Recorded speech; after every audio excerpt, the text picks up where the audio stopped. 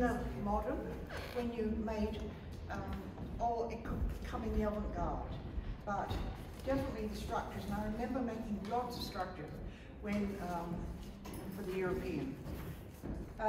This is just a really basic one.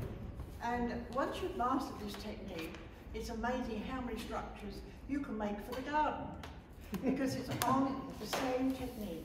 Bamboo, and I've made a lot of them for the garden. So it's just a bamboo made into like a wigwam, the very strong placings of your cross members, and in and out, as we did yesterday with the sticks. So, and I have got quite a lot of these in the garden. They just add height and rhythm in the garden. I look at my gardening as if I'm also floral arting, and I put that in my garden where I can. Okay, we're going to start off with doing some pave work at the bottom. I've already started this, and again so I've already just started doing a little bit of paveing here, which is the basing of your design. And this is going to be giving emphasis to this material at the top. So again, I have my elements here, or as many elements as I can.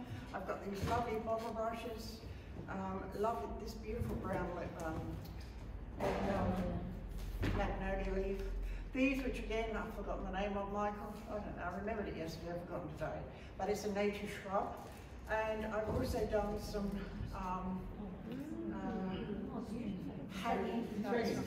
threading, another European technique. And we look at that book, don't we, and we think, now what on earth does that mean? Yeah. Yes, we do. And also some stacking. So we've got a little bit of stacking here as well. But we'll start off with these gems. I've just taken some of the base off and then I've wired them. I feel some people just put them flat onto the ground and just leave them, but they're not secure. I think you have to put them in and make them secure. Okay. So I'll just pop a few of these little blocks in. Then they give a little bit of height, if you can see that. How they've given that height in there. It's very subtle. This one's got a little bit more height. And again, see how that just come into there. So we're now paveing. And again, 853 if you want to do it that way, or just grouping. Always remember with your European group. Okay? And now we've created the basing, or the base of the design base. Okay? So that's just starting that. I've got a few more gum nuts here. I've run out of moss, so I have got oases showing, but we'll work that one out in a minute. So we did lots and lots of this stacking. Here I've just got a small rubber band there just to hold the leaves up, and just pushed a little gum nut there just to hold the just to repeat the gum nuts in the base. And he's got a bit soft overnight and shrunk. Is it oasis and the base? Yes, it's my oasis and base. And I haven't got very much moss to cover, Lanny. I'm going to have to wing it, as one often does, of course. And just that. So we've got a little bit of stacking there. And you can do that if you're making an informal.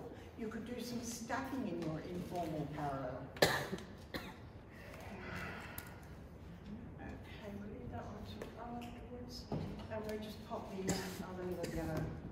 Oh, and the colouring then brings out the colouring in these. Would you like some leaves to cover your base? I've got a few here. I know. Could you give me that wattle, please? Pardon? The wattle. That makes a good thing. Okay, so just a few more of these down low, bring that colour in. There's a horrible tag there, don't look at that. The judges would. Mary, is there a special way you cut the Banksias? Yes, would you like me to show you how Yes, I do please. that? I'll just do this. This is one of the greatest, these wattles are marvellous for covering bases. Absolutely. You can just get them and do this and just. So again, we're talking about the pave, or we're talking about grouping, we're talking about tufting, etc., etc. So many terminologies, and it was interesting, Helen, talking about your Strauss bouquet. You were saying about the skirt. Oh. Yes. What were you saying about the skirt? When you're doing a waltz, all the old time, you know, when you wore a lovely, beautiful gown. When you're doing a Strauss waltz, your skirt flows out. So that's really what you were, yeah. Yeah. So this is a bit fluffy, but it's covering the oasis. And it's not taking over. It's quite subordinate. My main structure really is this up here. This is my, the hero, if you want to call it. I'm the hero in designs now. Oh, yeah. Let's have a photo. One of the dear fellow in South Australia came back from a European study tour. And one of our ladies called, I've forgotten her name, in RHS, she went on to, it was a conference in South Australia. And this person was talking about paralleling, and he'd just come back from Europe. And he was saying, you have to take all of those little side shoots off your carnations to make a parallel. And I remember that, and I thought, do you? Right. So I didn't think that was taken to extreme, you know. Okay, let's talk about where we're going with the European designers. This is the era, I believe, of, this is the 80s and 90s this was about. This was the era when there was liberation, I believe. The 60s was really, I call the Beatles era, and that era when there was a lot more freedom. We had designers who wore, Mary Quant, who wore skirts right up above her knees, and different, we were revolutionised, weren't we? You know, we all had a voice, I believe, that era. Then we came to this European time of the 80s and 90s, and everybody went a little bit more naturalistic. So more naturalistic. And I think this is the era of the naturalistic. Hippie era. Oh, right, okay. But it was a freedom era. And I think that's really where this came from. And the Europeans were doing an awful lot of the naturalistic style. They've got the hedgerows over in Europe, you know, pick if you don't get caught. But I was probably lucky enough to come from the UK, where I walked up and down hedgerows for a good many years of my life. So just putting that on. How did you attach that? Oh, yeah, with it took me hours and hours. No, I'm only joking now. But take it off. Okay, right. What does it do? Nothing, really. Nothing. It's a nothing design, isn't it? But put something like threading on. Threading technique. This is threaded onto a skewer, long skewer. You could thread onto wire. And look what the space in that does. Space, movement, rhythm, etc., etc. You know? Can I use that? Not really, can I? So that's basically that design. So what we've done in this, we've done a lot more pavéing, which is again a technique, but also a design. And this has given emphasis to this structure. So a structure, European structure, where we tied with the grapevine just came in that wire, but it came in brown, all naturals, no colours. So it was all naturalistic. So this probably, again, this is created here some space in this movement here.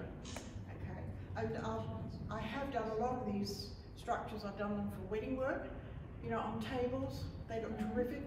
I've done weddings where you've walked up an aisle, big structures where you've walked up an aisle, and they look fantastic too. Very little work. Okay, so that is the end of my designing. Except Mark, you wanted to know about that. I don't know whether I can actually demonstrate it. Mary, can I ask a question? I thought pave was flat, and tapestry was up and down. No. Your pave is the pattern on the base. And all your work must have depth, must have colour, must have form, shape, must have textures, all of those things. And it's undulating. If I was to do a pave, which that could be, take all that out, that could be a pave, yeah. Then put an overlay over it. Right. I haven't got a piece of material here, but if you put an overlay over it, very gently over it, so that it creates space underneath, then that is creating going towards a tapestry. No, is that what you're asking? Tapestry. Yeah. So, but if you have a look at the base of this, we'll put it down here now. We have got the rounds, the pointiers, we've got the colour in here, we've got all of those elements, we've got the textures with these lovely cones, we've got texture. So all of that brings into that design and the European influence.